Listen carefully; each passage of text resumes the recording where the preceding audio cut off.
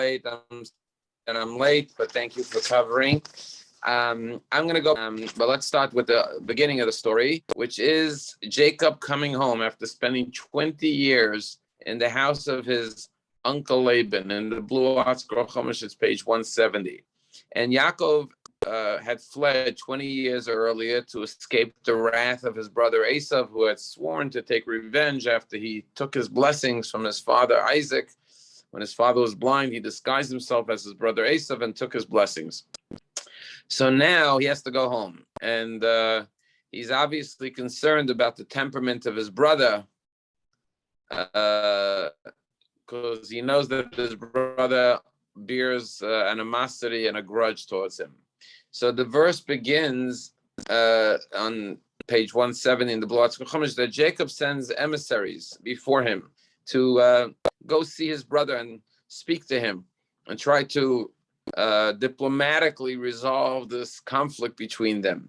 And before we dive into what Jacob does, the rabbis throughout the ages have always used this opening story as a blueprint to guide us in our interactions, in our dealings with the nations of the world who sometimes seek our destruction, unfortunately, tragically, time and again. So Yaakov and Esav are not just two individuals. They are the paradigm and the precedent for how the Jacob, the Jew, deals with the Esavs. The Esavs are those who seek to do harm to Jacob. And what Jacob does is basically three things. He takes a three-pronged approach to dealing with his brother. He works in a multifaceted way. The first thing he does is he tries diplomacy. He sends lavish gifts to his brother with a message. And he says, listen, I've been spending the last 20 years with our uncle Laban, and I amassed a lot of wealth. I have donkeys and oxen and flocks and servants and maidservants, and I'm sending you a present to find favor in your eyes. Figuring I'll try to appease him, I'll try to show him goodwill. And not only does he send them gifts, he says to the messengers, say to my brother Esau, but he doesn't say my brother Esau. He says la'adoni le'Esau, to my lord to Esau. Throughout this interchange, he refers to himself as the servant to his brother Esau, his master, his lord. In other words, he doesn't just send him presents, but he tries to show him tremendous honor and respect, and even stroke his ego a little bit to humble himself before his brother. And this is lesson number one that our rabbis say, that when you're in a state of conflict with an enemy, first always seek to make peace. And in order to make peace, you sometimes have to be generous. You have to be willing to give gifts, like Yaakov is willing to give gifts to his brother Esau. And you also have to be willing to humble yourself before your adversary. In other words, if you take an arrogant, egotistical posture and approach, then you're not going to win any favor. But if sometimes even, obviously Jacob is not the servant of Esau, and Esau is not his lord, his master, but he, in the name of diplomacy, that's what people do till today. You sometimes have to flatter somebody. You have to, and even if it's not 100% truthful, like in this case, my master, my lord, Esau, so speaks your servant Jacob. We already know, the rabbis teach us time and again, that there is the virtue of truth and there's the virtue of peace. And the virtue of peace overrides the virtue of truth. And as long as it's a harmless lie, like my master, I'm your servant, if that's what it takes to make peace, as a rabbi say, mutar l'shanot, you're allowed to speak a little bit of untruth. And this is the first tact or the first track that Jacob takes. And what he's saying to his brother is, look, I did get blessings and I did accumulate wealth, but I'm happy to share that with you for the sake of having peace with you. Unfortunately, Jacob's messengers come back and they say to Jacob, unfortunately, your brother Esav is heading in your direction and he's coming with 400 soldiers. 400 men are coming with him. In other words, he's out to destroy you. He is not in a mode of making peace. He seeks revenge. And then very next verse 8 says, when Jacob hears that his brother's coming to attack him, Vayira Yaakov Ma'od, Jacob became exceedingly, Vayetzalo, and he became very distressed. And he says, oh, now I need to have a plan of action. And so what does he do? He now prepares for war, for battle. Because if his brother's going to attack him, he has to fight. And he comes up with a strategy that he's going to have two camps. So if Jacob attacks one camp, the other camp will be able to come and attack him unexpectedly. So that's his military strategy of how to two different camps that will attack Esav from more approach. In other words, he tried a peaceful overture, and now he prepares for battle, to fight. But and our rabbis always say, first you try to make peace, but if all else fails, Judaism tells us time and again in the Jewish law, if somebody is coming to attack you, oh, my voice is shaky. Okay, 1 second.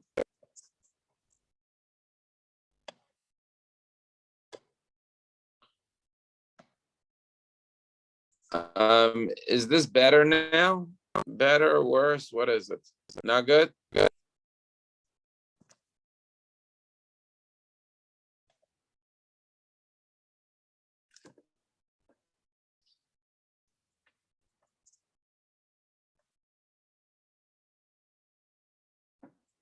Any improvement? Yeah, it's better now. Okay, if it's not good, let me know so I could maybe try my computer instead. So our rabbis tell us, if someone is coming to kill you, hashkem v'hargo, rise up and kill them. So thou shalt not commit murder, obviously is one of the 10 commandments, but not when it's self-defense. Self-defense, not only are you permitted to defend your life, you're obligated to. And that's what Jacob does. He prepares to defend himself and his family members. But after he prepares for battle, what does he do? He prays to God and approach whatever method you use, whether it's diplomacy or whether it's war, whatever is necessary. We cannot do it alone. We always have to turn to God and ask for the divine help and intervention and salvation from above, that Hashem should make us successful in what we are attempting to do. So a Jew always prays to Hashem for divine assistance in everything they're doing. And here we have the prayer of Jacob. And what does Jacob say to God? He says, God, I feel humbled by all the kindness and all the truth and all the goodness that you've done for me, because I crossed this Jordan with my walking stick, and now look at me, I have an entire family. And then he says, rescue me, please, from the hand of my brother Esav, because I am fearful that he will come and attack mother and children. And you promised me, says to God, that you will do good with me, and you'll make my offspring like the sand on the seashore, and therefore I pray to you to protect me. Now, you may wonder, if God promised him that he's going to take care of him, why was he afraid? Right? Why was he fearful? Why was he concerned even? And why does he have to pray to God for salvation, God already told him that he would protect him. So what's the answer to that question? Why was he afraid? Why did he have to pray for God's help? When he left 20 years earlier, when God came to him in the dream with the ladder, God said, I will watch over you, I'll protect you, you'll return in peace to the land of your father, the land of Israel. So why was he afraid in the first place? So Rashi addresses this question. What Rashi says is, are you hearing me okay? Do you guys hear me? Is it coming across? No? Okay, I'm gonna go onto my computer, see if this is better.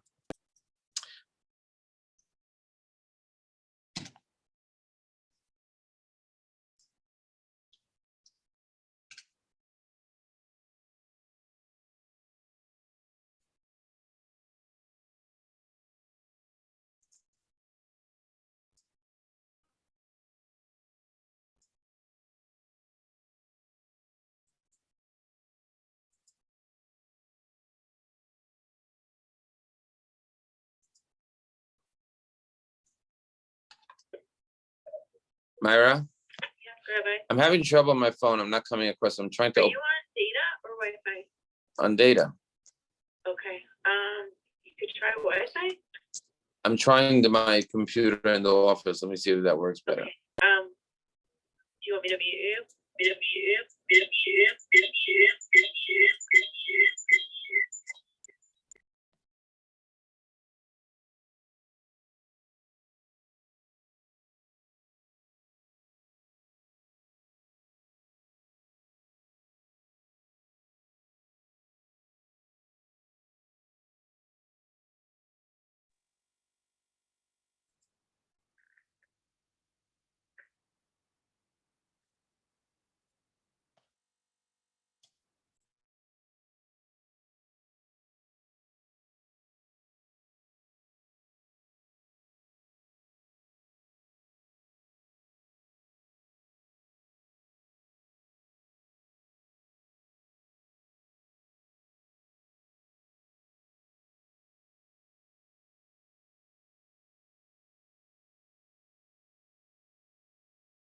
Am I coming across? Am I coming across? Yes. Am I okay now?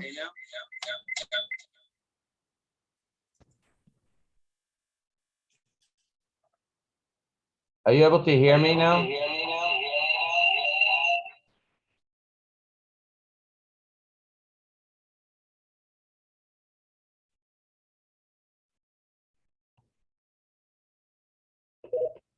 You're logged on two devices, and that's why there's no. Okay. Do you hear me now? Yes. Okay. I'm good now. Yes. Okay. So if I'm good, I'll continue. Is everything okay now? Yeah. Yeah. Okay. So a rabbi said, why was he afraid? If God had promised him that he would be with him, why was he concerned? And our rabbis say the following. Our rabbis say that this is the way of the righteous, that the righteous, they always doubt themselves. They say, maybe I've received more compensation for my merits than I'm deserving. Maybe I've committed a sin since God gave me this promise 20 years ago, that I'm now no longer deserving of this protection that God gave me. So even though God promised me that he'll be with me, maybe I forfeited that blessing through sins that I may have committed. So while the wicked doubt God, the righteous doubt themselves. They never doubt God. So therefore, even though Jacob had received the promise, he was still concerned that maybe he was no longer deserving or worthy of this blessing of protection. I want to just point out that Jacob begins his prayer with a very powerful word. He says, Katonti, Mikol HaChasadim, which means I am small and diminished and I feel inadequate because of all of the kindness that God has done and performed for me. And our rabbis talk about this a great deal and great length as well, and say, once again, we can learn from the righteous When a person receives a lot of blessings in their life, when a person is fortunate, they have good health, they have a good family, they have abundance of success, wealth, whatever they may receive, one or two things could happen to that person. We all know this. Some people become conceited, they become arrogant, they become full of themselves, they become haughty, full of pride, and they think they're better than everyone else because, look, I'm so accomplished and successful. And they start, unfortunately, looking down upon others. But the righteous have that reverse effect. When they become successful like Jacob and they have a lot of blessings, they experience a lot of blessings. What does Jacob say? Katonti. The more blessings I get, the more humbler I become, the more small I become. Why is that? So I'm going to share with you something very beautiful. The word for in Hebrew for humility is anav. Anav is spelled ayin nun vav, anav. But if you take those same three letters, anav, it's ayin nun vav, could also spell the word anu, to answer, a response.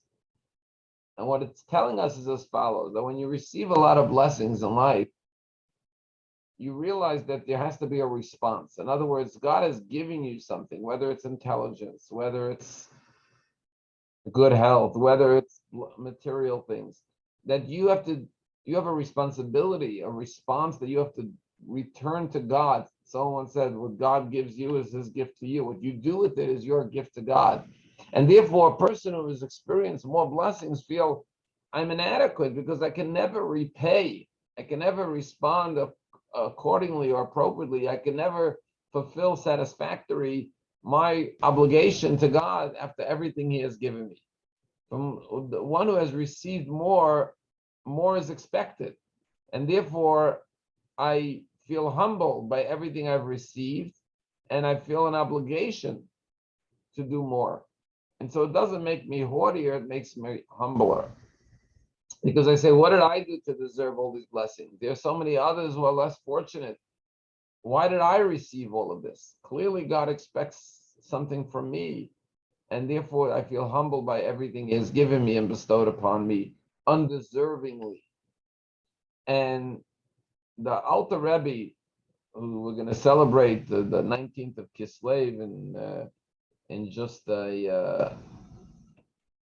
7 days from now, is the holiday of the Alter Rebbe, the founder of Chabad Hasidism, who wrote the Tanya Day. He was liberated from imprisonment when he was falsely accused of spreading, raising money for Israel by the Russian government. He uses the following analogy to explain why the righteous are so humble. He uses an analogy that we could all relate to in South Florida, which is the sun. He says, when you see the sun's rays on the earth and they illuminate the earth, he says the rays of the sun are, because they're so distant from the sun, they seem like an independent light source. In other words, you don't see the sun necessarily, you just see the light on the ground, the sunshine. So you don't see how it's directly attached to the sun. You have to look up and then you realize that it's being beamed down from the sun, but you don't see, you see light, you see an entity unto itself.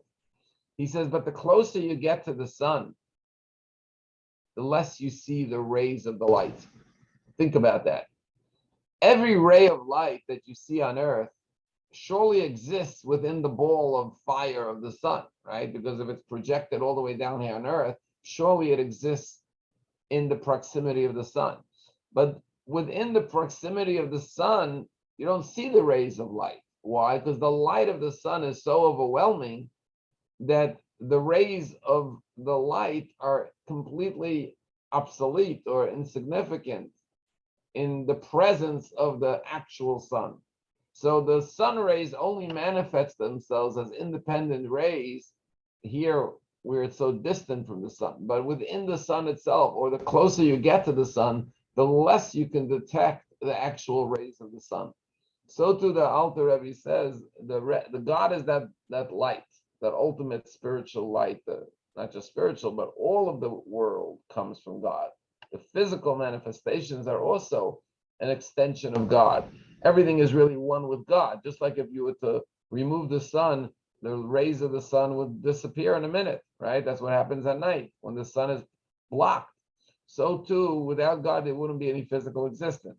But we only feel like an independent source of life when we're distant from God. But the tzaddik who is attached to God constantly and close to God, the closer you are to God, the less you feel your own existence, the less you feel your own sense of self. It's almost like, to use a simple analogy, when you're in the presence of someone great, you lose yourself, you forget about yourself because you're overwhelmed and in awe of that presence. The tzaddik is on such a high level that he doesn't feel himself, he only feels God. And so the tzaddik, the more blessings, the more he feels God's love to him, the humbler he becomes, and the less he feels his own presence.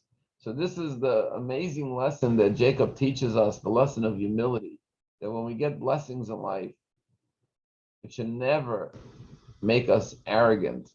It should make us humbler, that we were given this privilege to experience and to receive such amazing blessings from God. Now, everyone's waiting in suspense to see what's going to happen with Jacob. Okay? What is going to happen with Jacob when his brother encounters him the next day? But before we find out what happens to Jacob, we have to see what happens to Jacob the night before he meets his brother Esau after 20 years. And what happens to him the night before is inserted in the Torah, this episode, because it's a critical episode, not just for us as a Jewish nation, with ramifications until today, two very important ramifications, which I'll discuss, but it also is the key to understanding what happens the next day when he meets his brother Esau. And here's what happens. The night before, and if you're following inside, you can find this story on, again, in the Blue Art Scroll Chumash, it's page 174. But if you're in any Chumash, it's chapter 32, and it begins on chapter 32, verse 25. And it begins an amazing story. What's the story? It says, Jacob remained alone, and a man wrestled with him until the break of dawn. When he perceived that he could not overcome him, he struck the socket of his hip.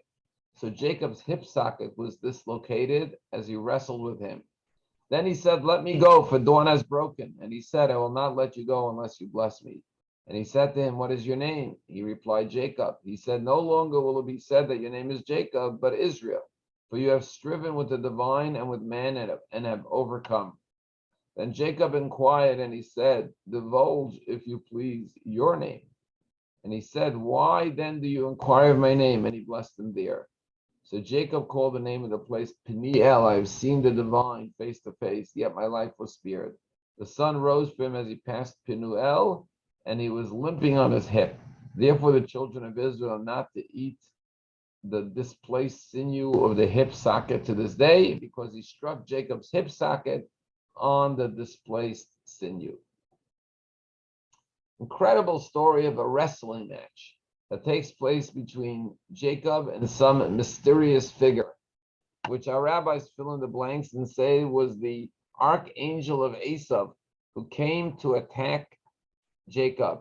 Even before Jacob meets him the next day, this angel comes to do harm to Jacob. Now, I told you there's two very important ramifications from this story until this very day. What are the two ramifications? The first one is that Jacob gets a blessing from this figure, which is an angel. And the blessing is, your name shall no longer be Jacob, your name should be Israel, Yisrael. And what are we called today? B'nai Yisrael, the children of Israel. What is the land of Israel called? Eretz Yisrael. It's not the land of Jacob, Eretz Yaakov. We're not called B'nai Yaakov, even though we are the children of Yaakov, the 12 tribes. We're called B'nai Yisrael, the children of Israel. Why? Because of this story right here, the name he gets from the angel that wrestles with him.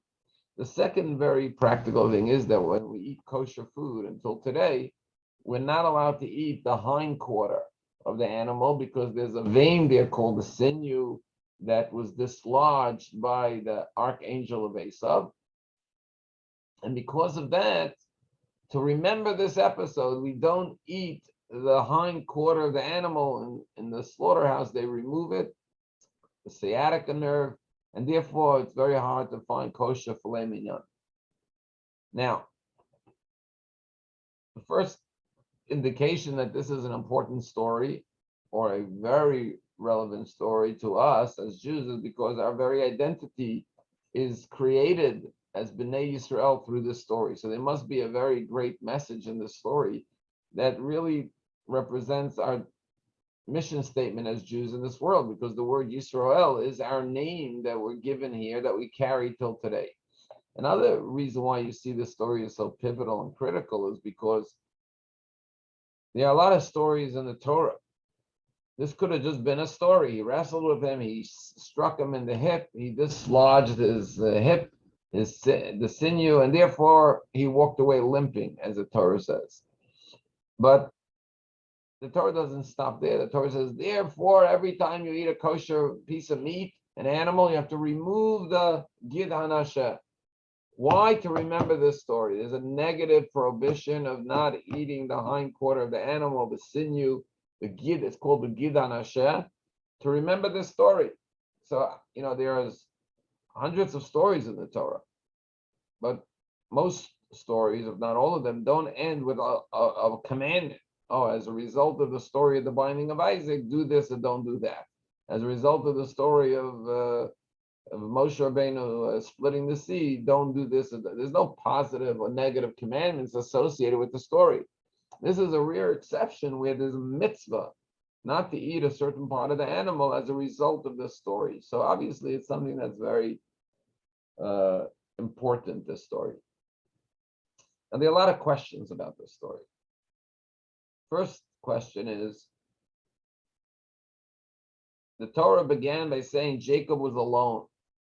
Vayivater Yaakov levado, Jacob was alone. But then the next words say a man wrestled with him. If he was alone, what was this guy doing there? What was this person doing there? Second of all, it doesn't tell us who it is. It's shrouded in ambivalence and mystery. It's like a man struck him or attacked him. It doesn't tell us who it is. The rabbis have to fill it in and say that it was an angel of Esav that came to attack him. And then when he prevails over him, he says, let me go, I need to go. It was the morning, you have to go sing praise to God. And what does Jacob say? I'm not going to let you go till you give me a blessing. And the question is, why does he want this guy's blessing? He's the archangel of Esav. If some thug, bandit, gangster, burglar attacked you in a dark alley and you beat him up, you would call 911 and call the police. You wouldn't say to this thug, this robber, hey, give me a blessing. What do you need his blessing for? He's a lowlife. Why would you want his blessing in the first place? Why is Jacob trying to get a blessing from this person? And then when he says to him, give me a blessing, what does this angel respond? He says, what's your name? What, he didn't know his name? He obviously came to attack Jacob. He didn't just attack some random guy in the street. When a thug attacks somebody, he just attacks a random person. But here, this guy, this angel came to attack Jacob because he was Esau's representative. So he knew he was attacking Jacob. So what's he asking him for his name for? And then he says, okay, your name should no longer be Jacob, your name should be Israel. And then Jacob says, by the way, what's your name?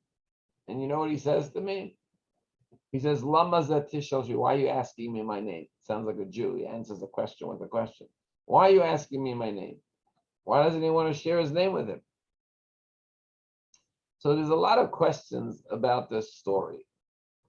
And I want to share with you a very novel interpretation to this story. And like I said, there's many, many interpretations to the story. But one interpretation is as follows, that who is Jacob? Jacob was the child who was born second, and he came out of the womb grasping the heel of his brother. He always wanted to be the firstborn. He was always trying to take the identity of his older brother.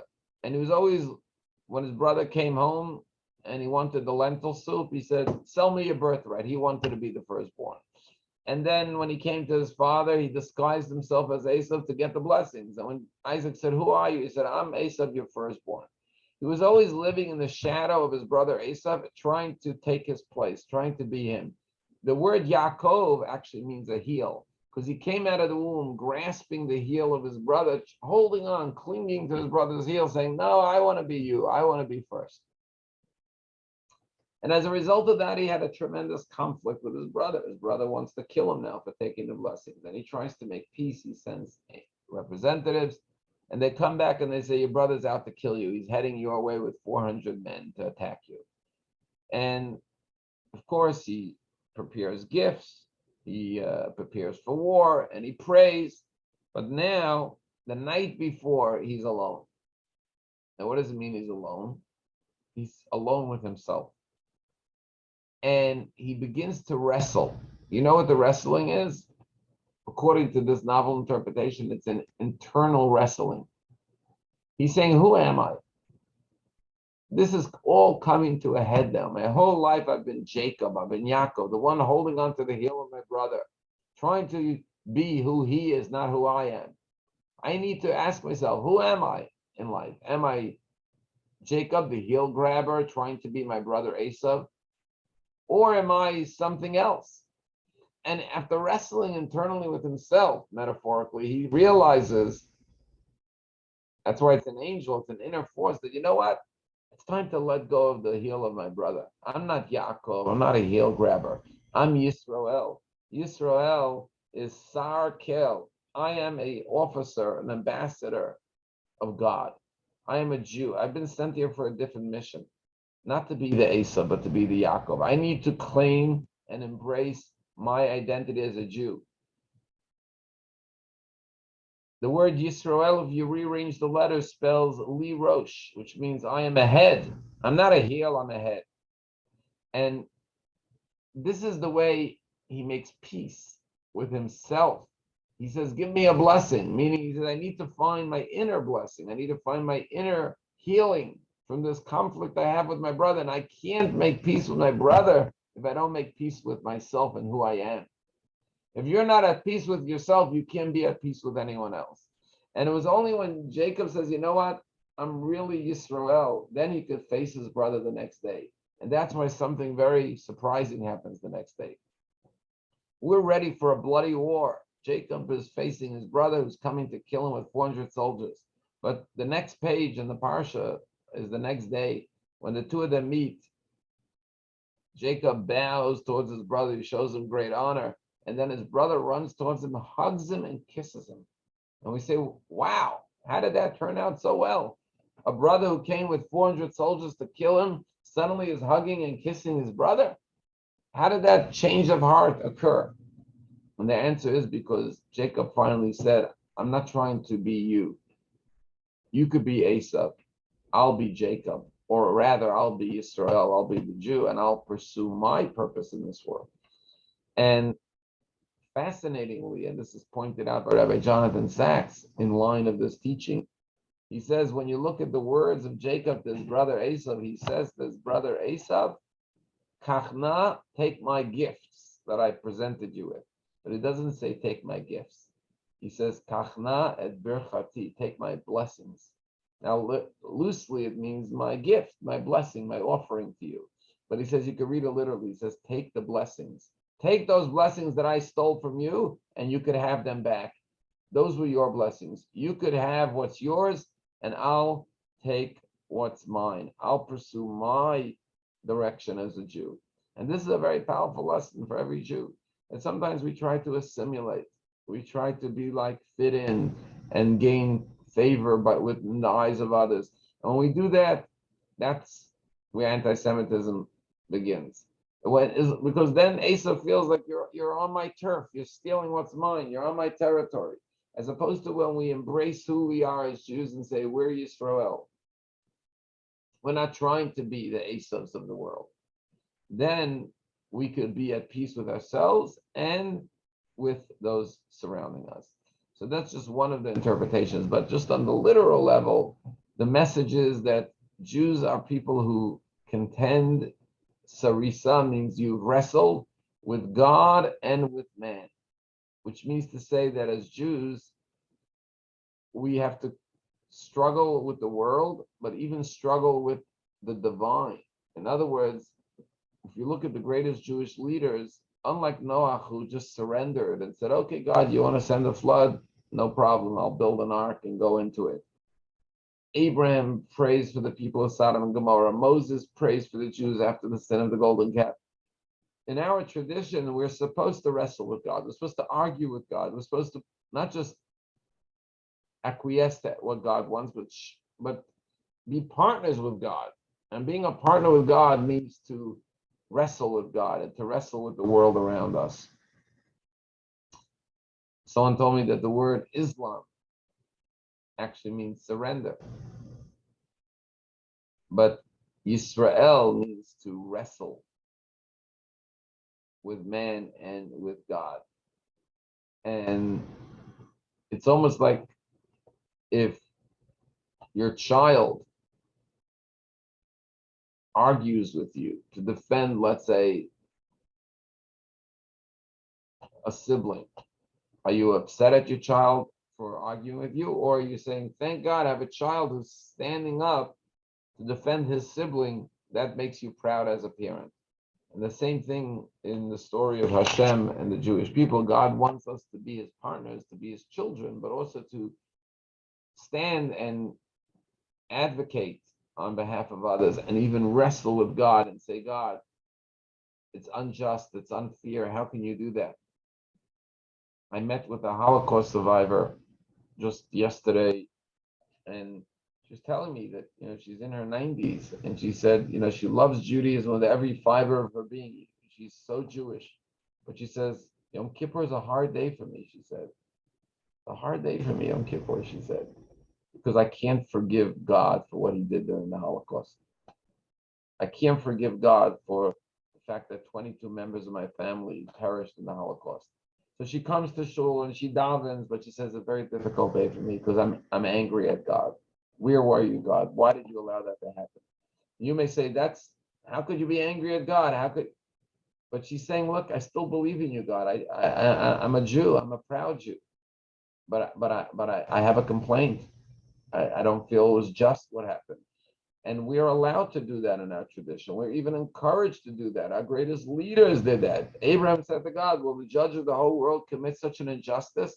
And Moses pleaded after the golden calf and said, God, what will the world say when they say you took us out of Egypt to die in the desert? And I won't have anything to do with the Torah, Moses says. Wipe me out of your Torah if you don't forgive the Jews for the sin of the golden calf. So very much so, God is persuaded by our arguments when we stand and show that we really care about others and we pray for others and plead for others.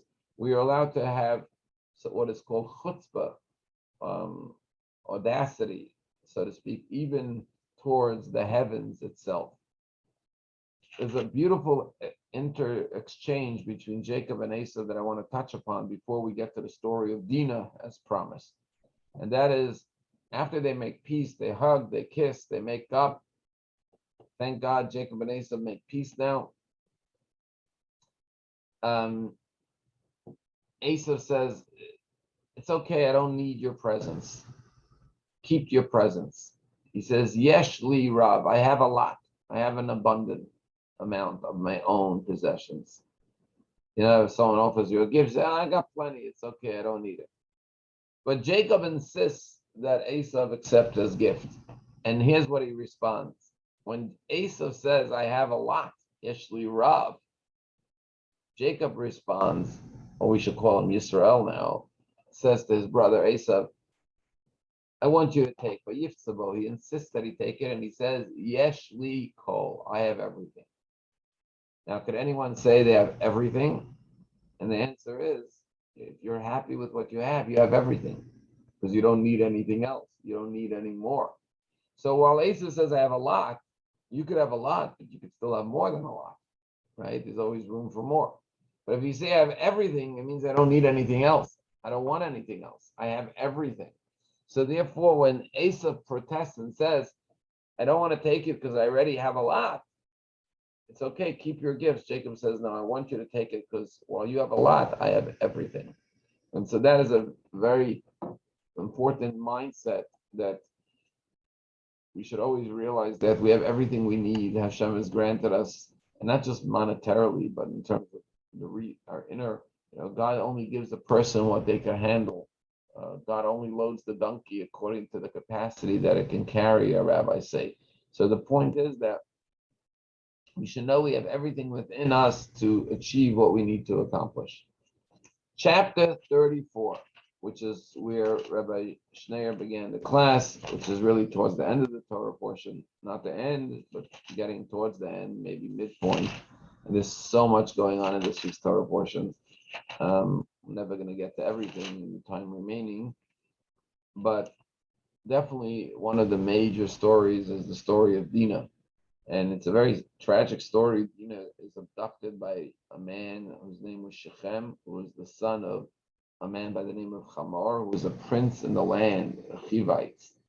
And the Torah says he took her and he violated her. He violated her. Imagine, the daughter of Jacob was raped. I hate to be so blunt. And after he does what he does, he then sends his father, who's this very important prince, to go talk to Jacob to ask him if his son could marry Dinah because he loves her.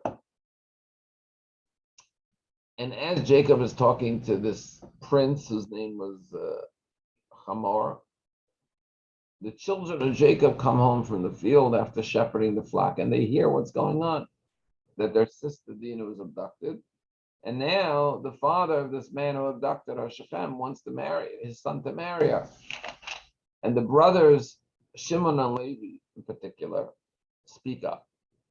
And this is the famous story. They say to Shechem, listen, we'd love to intermarry within our family and your family, but there's one little problem, no pun intended. The little problem is that our males are all circumcised. Your males are not circumcised.